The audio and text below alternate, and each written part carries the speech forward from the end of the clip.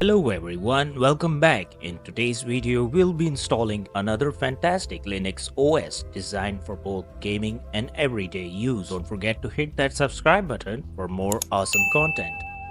So this time we're installing Nobara OS on our PC. When you head over to nobaraproject.org, you'll see multiple variants, each offering a different user interface experience. If you have an NVIDIA graphics card, you can pick the version optimized for it. But in this example, we're going with the official version of our AMD-based PC. So let's go ahead and download the ISO file. Once the download is complete, plug in your USB drive and launch Rufus, the same tool we've been using in previous videos. Click Browse, select the Nobara ISO and set the partition scheme to GPT since we're installing on a modern PC.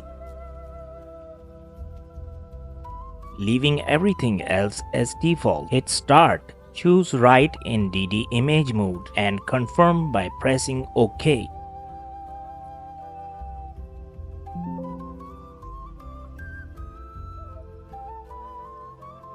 Once it's done, restart your PC and we're ready for the next step. Keep pressing the boot menu key repeatedly to enter the boot menu.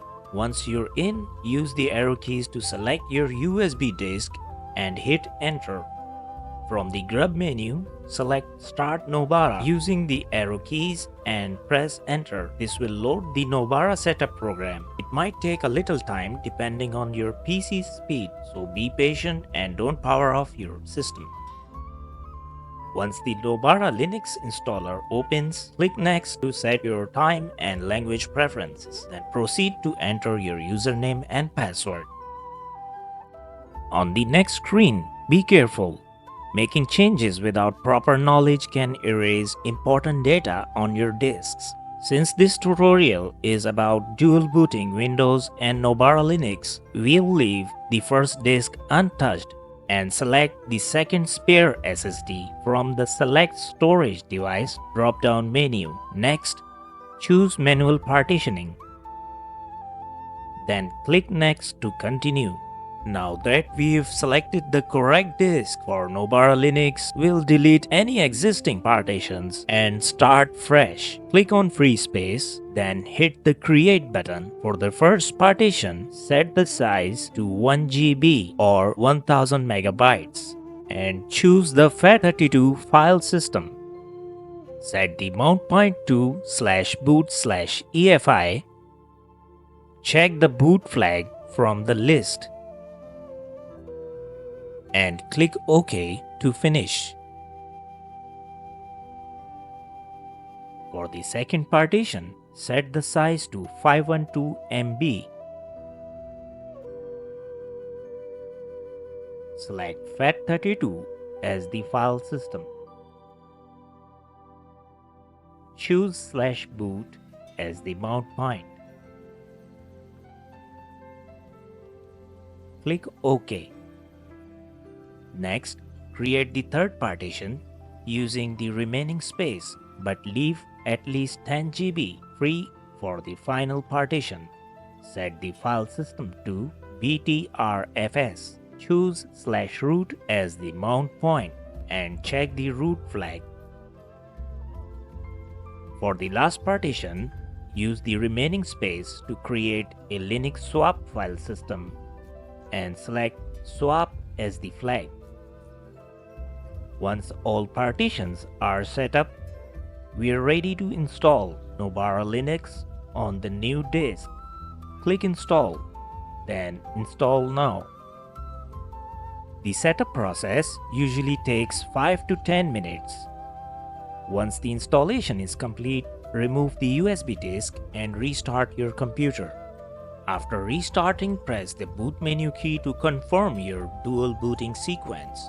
Use the arrow keys to select Fedora, which will bring up the Nobara Linux grub menu.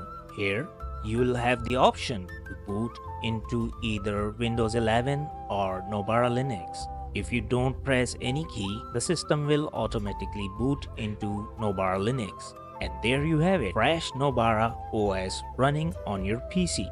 On the welcome screen, The first step is to choose System Update, which will automatically update your OS files to the latest version. Once the update is complete, click on First Step, then launch Device Manager. This will prompt you to update your graphics drivers to the latest version. You can skip the optional updates if you want. But in this example, we'll click Install to update AMD graphics drivers, then restart the PC.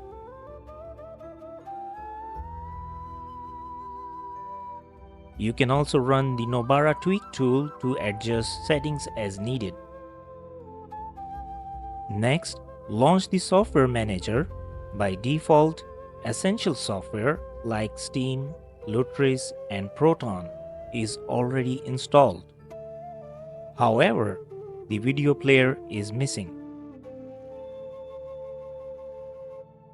So we'll go to the Flatpak tab, search for VLC Media Player, and click Install. And that's it. VLC Player is now up and running on Nobara Linux. In the remaining steps, you can install any additional apps based on your requirements. You can also join the Nobara community on forums for discussions and even support the developer by making a donation. Guys, I want to make it clear, I'm not here to bring down any Linux operating system. My goal is to explore and share these experiences with you. Right now, I'm using a Ryzen CPU with integrated graphics, and at the moment I can't afford a dedicated graphics card for my system. I'm not asking for money, but I do ask for your continued support. So if in the next video the gaming performance on this Linux OS doesn't meet expectations, I hope you'll understand the situation and stick with me. Hope you enjoyed this tutorial. Thank you for watching, and I'll see you in the next one.